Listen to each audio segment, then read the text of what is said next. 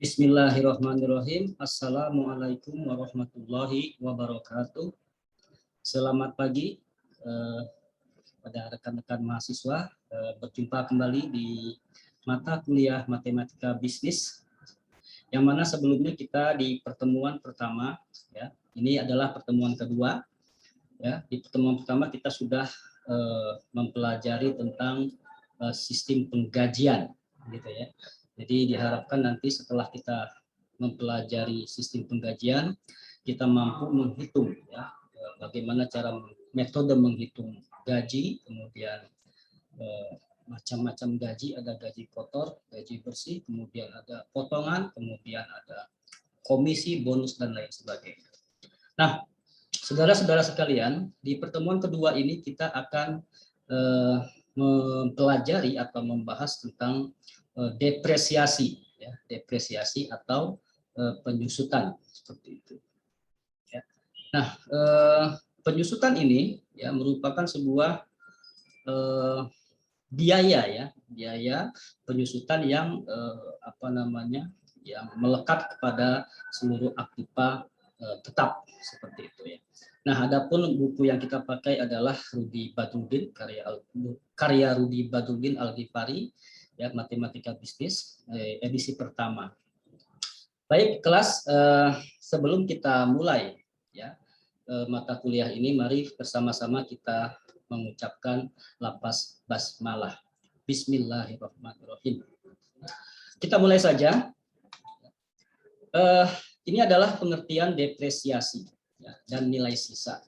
Nah, dikatakan nilai sisa nanti di akhir tahun itu ada berapakah kira-kira, ya, nilai aktiva tetap tersebut ketika sudah sampai pada waktu tahun tertentu atau sudah sampai masa taksirannya seperti itu. Saya bacakan, ya. Depresiasi adalah proses penyusutan yang terjadi pada nilai alat atau aktiva tetap selama periode produktivitasnya sehingga hanya memiliki nilai sisa saja. Nah, nilai sisa yang dimaksud ini adalah bisa beristilah salvage value, scrap value, ataupun residual. Nah, biaya suatu aktiva ini, ya, aktiva tetap ini akan didistribusikan sepanjang umur taksirannya seperti itu. Jadi kalau kita punya aktiva tetap atau sebuah perusahaan mempunyai aktiva tetap, dia nanti akan ditaksir, ya, berapa umur manfaat daripada aktiva tetap tersebut. Misalkan kalau punya mobil, apakah masa produksinya selama 10 tahunkah, 20 tahunkah, gitu ya. Mesin seperti itu juga, apakah 10 tahunkah atau 50 tahunkah, apalagi gedung begitu, ya. Aktiva tetap gedung itu, ya, mempunyai umur taksiran atau manfaat produktifnya itu berapa lama. Itu kita bisa taksir, ya, kita bisa prediksi. Nah, cara memperoleh data prediksinya itu kita bisa tanyakan kepada yang membuat kendaraan, yang membangun gedung, dan seterusnya. Nah, jadi ada dua komponen, yaitu depresiasi dan nilai sisa. Next. Nah, kemudian kita akan juga mempelajari tentang jenis depresiasi, gitu ya. Jenis-jenis depresiasi. Jenis-jenis ini maksud lebih kepada metode depresiasinya. Nah, jumlah yang dapat didepresiasi adalah harga perolehan dikurangi dengan nilai sisa. Ini harga perolehan dikurangi dengan nilai sisa. Kemudian ini dapat disusukan dengan berbagai cara. Cara yang pertama adalah dengan metode garis lurus. Kemudian cara yang kedua adalah dengan metode unit produksi. Garis lurus ini biasa disebut sebagai straight line, ya. Kemudian metode unit produksi biasa disebut sebagai unit of production. Yang ketiga adalah metode saldo menurun ganda atau double declining balance. Kemudian yang keempat, ya, adalah metode jumlah angka tahun atau sum of the years digit. Nah, kira-kira 4 inilah yang akan kita bahas pada pertemuan kali ini. Nah, karena, ya, pembahasannya lumayan cukup panjang, kemungkinan besar pertemuan kali ini kita akan membahas, ya, 2 metode dulu, ya, sesuai dengan CPMK yang sudah kita sosialisasikan. Nah, metode garis lurus, ya. Pertama akan kita bahas tentang metode garis lurus. Saya bacakan, metode garis lurus adalah metode depresiasi yang paling sederhana dan paling banyak digunakan ya oleh banyak perusahaan. Nah, bagian yang sama dari harga perolehan alat atau di atas nilai sisanya itu akan dialokasikan ke tiap-tiap periode ya yang menggunakannya. Kemudian biaya depresiasi per periode dapat dinyatakan dalam rumus sebagai berikut. Nah, ini adalah biaya depresiasinya. Dari mana kita menentukan biaya depresiasi? Yaitu selisih antara ya, harga perolehan dengan nilai sisa. Kemudian dibagi dengan umur manfaat atau taksiran umur manfaat seperti itu. Nah, harga perolehan ini adalah harga yang dikeluarkan oleh perusahaan atau ya oleh seseorang untuk memperoleh aktiva tetap tersebut. Jadi nanti di dalamnya ada harga beli, harga modifikasi, kemudian biaya pengantaran dan seterusnya ya, akan digabung dalam satu bentuk yaitu harga perolehan. Ya. Kemudian dikurangi dengan nilai sisa. Apa nilai sisa ini? Nilai sisa adalah ya nilai yang kita perkirakan angkanya, misal kalau 5 tahun, 5 tahun ke depan kira-kira ini harganya menjadi sekian rupiah. Pastinya menurun begitu ya, karena aktiva tetap akan selalu mengalami penyusutan. Next.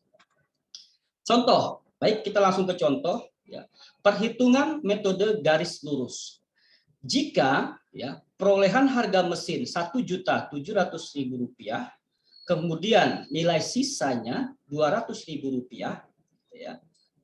Dan umur manfaat ya taksirannya adalah misalkan 5 tahun, maka kita bisa menghitung depresiasi garis lurus ya. Maka depresiasi metode garis lurusnya akan menjadi sebesar Rp1.700.000 kita kurangi dengan Rp200.000. Hasilnya menjadi Rp1.500.000. Nah, jadi Rp1.500.000 itu nanti menjadi ya akan dibagi oleh 5 tahun ini. 5 tahun ini adalah ya taksiran umur manfaat. Sehingga kalau kita jumlahkan atau kita bagi Rp1.500.000 dibagi dengan 5 tahun, maka depresiasi per tahunnya menjadi Rp300.000. Ya, 1.500.000 dibagi 5 maka menjadi Rp300.000. Per apa? Per tahun, gitu ya.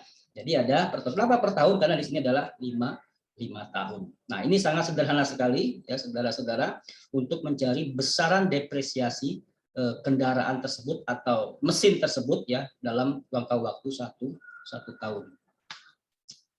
Nah, kemudian ya dalam menghitung depresiasi akan dipengaruhi oleh faktor-faktor tanggal pembeliannya seperti itu ya. Misalkan ya di sini judulnya adalah tanggal pembelian aktiva mempengaruhi jumlah depresiasi ya sudah pasti. Misal ya kita kan tidak harus ya berbelanja menunggu tanggal 1 Januari, 1 Maret, 1 April ya menggenapkan tidak gitu. Atau nunggu 1 Januari deh biar menghitungnya mudah 1 tahun, tidak bisa seperti itu. Ya, terkadang kita misalkan dilaksanakannya tanggal 7 Agustus, kadang 20 September gitu ya di pertengahan tahun, awal tahun, akhir tahun. Nah, ini akan mempengaruhi perhitungan ya. Sebagai contoh, misalkan tanggal 20 Maret adalah tanggal pembeliannya gitu ya. Jadi bagaimana cara menetapkannya? Nah, kita lihat 20 Maret ini lebih dekat ke mana? Lebih dekat ke 1 Maret atau ke 1 April? Nah, kalau kita lihat 26 Maret ke 1 April hanya berapa hari itu? Ya, sekitar 45 hari. Kemudian kalau 26 Maret ke 1 Maret sekitar 25 hari. Berarti lebih mendekati kepada 1 April. Nah, maka kita harus ya atau disarankan mencatat tanggal perolehannya menjadi 1 April gitu ya. Jadi mendekati ke tanggal 1 baik yang bulan tersebut maupun bulan setelahnya. Oke. Sekarang kita kembali lagi ke contoh yang di atas. Tadi sudah ditemukan bahwasanya Rp300.000 per tahun ini adalah biaya depresiasinya. Ya, sekarang kita hitung. Ya, jika Rp300.000 per tahun, maka dalam 1 tahun ada 12 bulan. begitu ya, maka per bulannya adalah Rp25.000. Secara matematis kita bisa hitung 300.000 dibagi 12 sama dengan 25.000.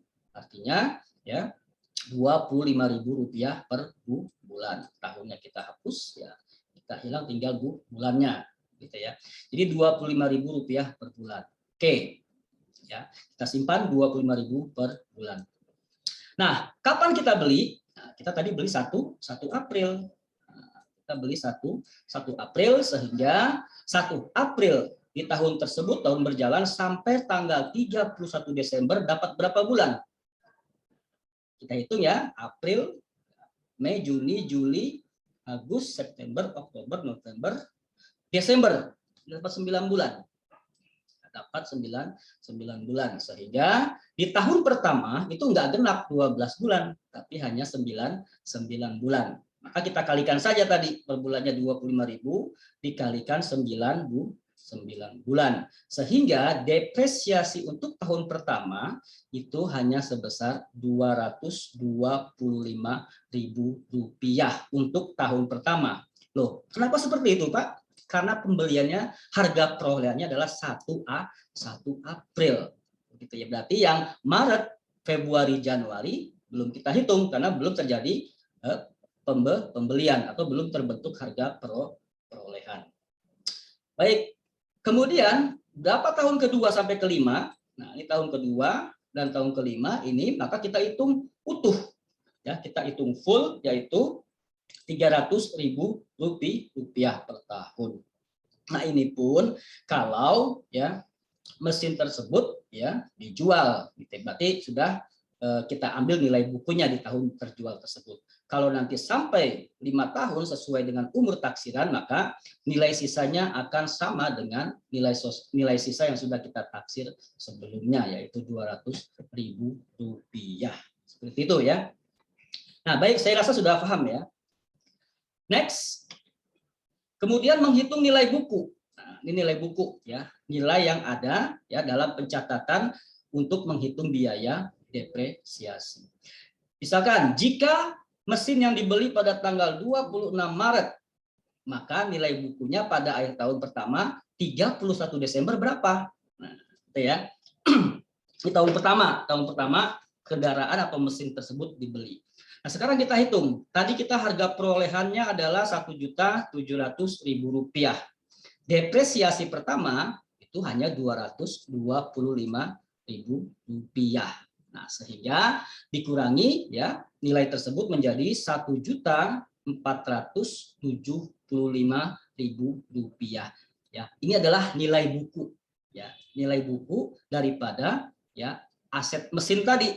Begitu ya, yang mana nilai perolehannya itu adalah Rp1.700.000, besarnya penyusutan kurang dari setahun atau selama 9 bulan tadi adalah Rp225.000, sehingga ya nilai buku di akhir tahun pertama pembelian aset tersebut menjadi Rp1.475.000. Nah, ini baru nilai buku seperti itu ya.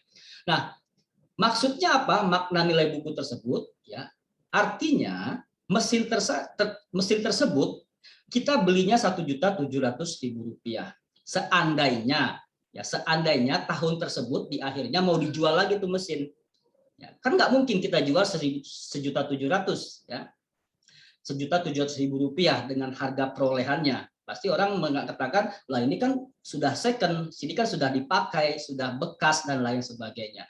Otomatis ya nilainya pun harus berkurang. Nah, di nilai buku kita lihat Rp1.475.000. Ini dalam kondisi normal maksudnya ya, tidak ada faktor-faktor lain. Nah, perusahaan tersebut pasti akan melihat berapa sih nilai bukunya sekarang. Nah, nanti dilihat di buku, oh ternyata Rp1.475.000 gitu ya. Maka patokannya adalah Rp1.475.000 tersebut. Kalau bisa di atas itu. Ya, jangan sampai di bawah Rp1.475.000. Nah, kira-kira itu fungsinya nilai buku untuk menjadi patokan ketika ya mesin tersebut ingin dijual kembali. Tapi fleksibel begitu ya, tergantung daripada kondisi. Misalkan kalau mesin itu alat tersebut mempunyai karakteristik tertentu, bisa jadi lebih mahal gitu ya, bisa jadi juga lebih murah. Nah, secara teoritis saja seperti itu. Gitu. Jadi nilai buku dijadikan acuan untuk memberikan harga ya yang saat ini terjadi. Seperti itu kira-kira. Ya. Nah, kemudian pada akhir tahun kelima nilai buku dari mesin tersebut akan sama nilainya dengan Rp200.000. Nah, kalau sudah 5 tahun, begitu ya, nanti di akhir tahun kelima tersebut nilainya lebih menyusut lagi menjadi Rp200.000. Nah, logika awamnya begini loh, kenapa Anda beli 1.700.000, Anda jual ke saya, gitu ya, Rp200.000 lebih murah ya kan karena saya sudah pakai selama 5 tahun. Gitu ya. Jadi nilai manfaatnya sudah digunakan sehingga nilai manfaatnya masih ada, cuman lebih kecil daripada sebelumnya. Oke, nah kalau kita pikirkan lagi loh, berarti terhitung cuma 4 tahun 9 bulan dong, gitu ya. Kemana lagi 3 bulannya? Nah 3 bulannya kita hitung di tahun ke-6. Nah, tahun ke-6 itu tadi kalau kita lihat ke belakang yang belum dihitung apa? Januari, Februari dan Maret, gitu ya. Berarti kita hitung saja ya 3 bulan ini yang belum dihitung sebelumnya dan dibagi 12 bulan seperti itu. Maka ini kita kali Rp300.000 seperti itu ya. Berapa nilainya? Ya karena sebulan tadi 25.000, 3 bulan adalah Rp75.000. Nah kemudian tahun kelima kita hitung juga ya, kita hitung juga Rp300.000-nya itu. Nah, ini dia. Ya, jadi Rp300.000 ditambah Rp75.000 sama dengan Rp375.000 ya. Itu nanti dihitungnya pada tahun ke-6. Nah, itu ya cara menghitung nilai buku dan cara ya menghitung sisa bulan yang belum dihitung sebelumnya. Oke, next. Nah, untuk memudahkan saudara-saudara sekalian ya untuk menyusun perhitungan biaya depresiasi tersebut, ada baiknya kita membuat tabel, begitu ya. Apa fungsi tabel ini? Fungsi tabel ini untuk menjelaskan secara detail dan gamblang ya seperti apa biaya-biaya yang dimunculkan daripada depresiasi tersebut. Pertama kita buat di sini adalah tahunnya, kemudian metode perhitungannya, kemudian biaya penyusutan per tahun, kemudian juga akumulasinya, dan terakhir adalah kolom nilai buku aktiva. Minimal ada 5 kolom ini yang harus kita sediakan. Seperti itu. Oke, ya. Kemudian kita buat tabel. Di sini adalah harga perolehannya Rp1.700.000. Dibeli pada tanggal ya 1 April 2016 gitu ya. 2016 misalkan. Nah, kemudian karena tahun pertama, ini kan tahun pertama ya, 2016 April sampai 2016 31 Desember itu ada 9 bulan. Ada 9 bulan. 9 per 12 dikali Rp300.000. Nah, jadi nilainya Rp225.000. Kemudian ya ini akumulasinya. Nah, inilah nilai buku di tahun pertama. Seperti itu ya. Nah, itu untuk menghitung tahun pertamanya. Ya, tahun pertama pada saat pembelian tersebut. Nah, untuk tahun 2017, nah ini 2017 sampai dengan 2020, dia kan ini full berarti ya. Ya, full 12 per 12, 12 bulan dari 12 bulan begitu ya. Maka di sini Rp300.000. Berarti akumulasinya berapa? Ditambahkan saja dengan ya akumulasi yang kemarin, tahun kemarin jadi Rp525.000. Nah, nilai tahunnya, nilai bukunya maka dia akan berkurang ya. Di tahun kedua menjadi Rp1.175.000 seperti itu. Dari mana?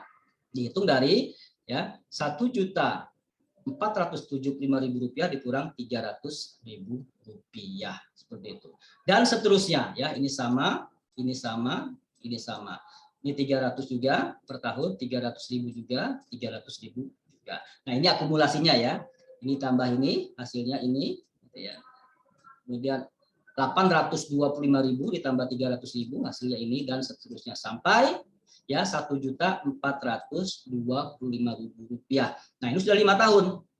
Ya, sudah 5 tahun ya, dan nilai sisanya ya, nilai sisanya menjadi Rp275.000 di tahun kelima.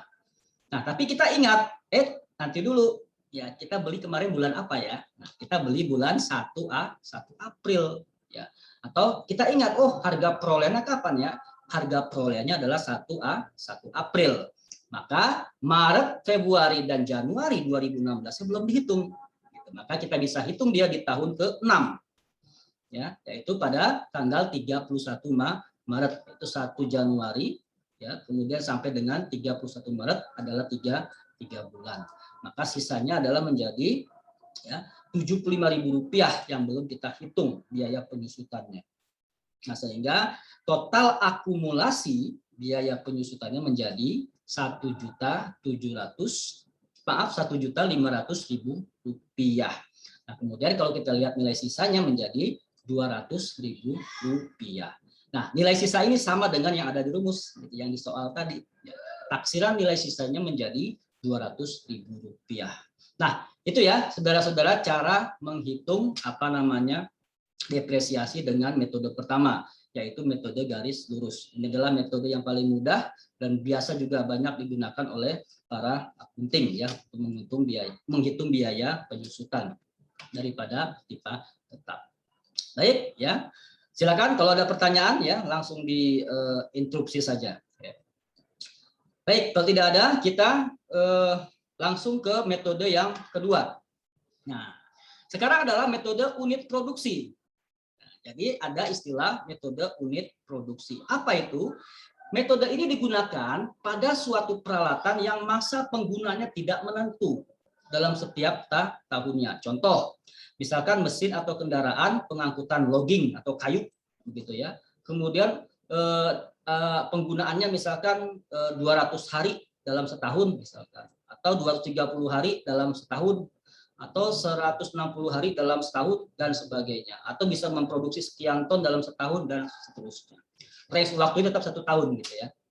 Nah, bagaimana cara menghitungnya? Nah, depresiasi dihitung berdasarkan besarnya unit output ya atau unit produksinya. Satuan yang macam-macam, bisa jam, bisa mil gitu. Jam menunjukkan waktu gitu ya. Mil menunjukkan jarak, kemudian kilogram menunjukkan ya unit ya, berat dan seterusnya.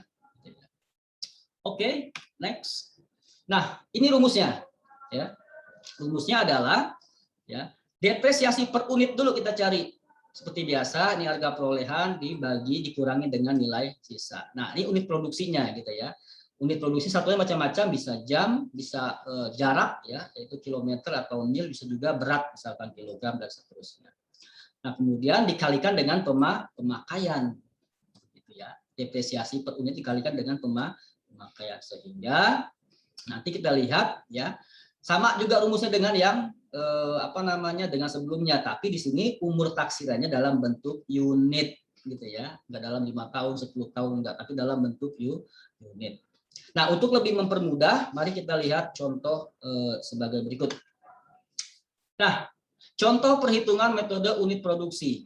Contoh masih yang sama ya, agar kita bisa mudah. Harga perolehannya Rp1.700.000, kemudian nilai sisanya Rp200.000. Nah, kemudian akan kita cari selisihnya. Ini selisihnya 500.000, Rp1.700.000 dikurang Rp200.000 menjadi Rp1.500.000 dibagi ya 8.000 jam. Kalau kita tulis di kalkulator itu 8.000 ya, itu adalah jumlah total daripada jam yang terpakai tadi. Seperti itu misal gitu ya. Lalu ya, ini jumlahnya ya, ini 8.000 jam taksirannya, kepakainya gitu ya, mesin tersebut. Rp1.500.000 dibagi 8.000 jam. Kalau kita hitung di kalkulator itu menjadi Rp187,5 per jam. Jadi itu alat setiap jam dia menyusut gitu ya. Setiap jam dia harganya nilainya menyusut sebesar berapa? Rp187,50 per jam. Digunakan berapa jam? Nah, kita lihat nanti gitu ya. Nah, secara berturut-turut dalam 5 tahun begitu ya. Di tahun pertama misalkan ya, ini dipakai sebanyak 1.800 jam. Di tahun kedua 1.200 jam. Di tahun ketiga 2.000 jam. di tahun keempat 1.400 jam, di tahun kelima 1.600 jam, maka total 8.000 gitu ya. Ini sebagai contoh. Nah, bagaimana perhitungannya? Nah, perhitungan depresiasi berdasarkan penggunaan jam tersebut ya atau unit ya produksi tersebut adalah sebagai berikut. Nah, ini dia. Kita cukup membuat tabel seperti ini ya, tahun ya perhitungannya, kemudian jumlah depresiasinya. Nanti bisa juga ditambahkan di sini ya akumulasinya dan nilai sisanya. Ya, tambah kolom lagi. Ya, enggak masalah. Ini kita ambil yang detailnya saja. Nah, 1.800 jam ini banyaknya ya yang digunakan, otomatis kalikan saja dengan ya depresiasi per jam tadi. Ya, 1.800 jam dikali 187,5 rupiah menjadi 337.500 rupiah. Nah, jadi masing-masing jam ini ya dalam setahun begitu, ini kita kalikan dengan tarif ya depresiasi per jamnya. Gitu ya. Dikali ya menjadi tahun kedua menjadi Rp225.000, tahun ketiga menjadi Rp375.000, tahun keempat menjadi Rp262.500, kemudian tahun kelima penyusunya Rp300.000. Kalau ini kita jumlah hasilnya menjadi Rp1.500.000 gitu ya. Jadi apa namanya? Ini totalnya. Total daripada depresiasi selama 5 tahun tersebut. Berapa banyak penggunanya? 8.000 jam. 8.000 jam itu rinciannya masing-masing ada di atas. Ada yang 1.800 per tahun, ada yang 1.200, bahkan ada yang 2.000, ya, 1.400 dan seterusnya. Nah, ini adalah metode daripada apa namanya? Metode unit produksi, gitu ya. Oke, kelas sampai sini ya untuk apa namanya? Metode depresiasi dalam menghitung ya penyusutan aktiva tetap gitu ya. Silakan kalau ada pertanyaan atau kita berdiskusi ya atas metode ini, kasih kita beri waktu untuk apa namanya mendiskusikan, atau kita akan buat quiz begitu ya, akan kita latihan dengan soal yang berbeda agar memperdalam ya kemampuan kita untuk menghitung berapa besarnya depresiasi daripada ya sebuah aktiva tetap ya, baik per tahun ya maupun per bulan, bahkan sampai 5 tahun ke depan sesuai dengan umur taksirannya. Sekian ya. Terima kasih atas perhatian semua. Semoga ini bisa menjadikan kita paham gitu ya bagaimana cara memahami metode perhitungan depresiasi dengan 2 metode tersebut. Masih ada 2 metode lagi akan kita bahas di minggu berikutnya, yaitu metode saldo menurun ganda dan metode ya angka tahun. Baik ya, sekian dari saya ya, billahi fisabil haq wasdabiqul khairat. Wassalamualaikum warahmatullahi wabarakatuh. Tetap semangat.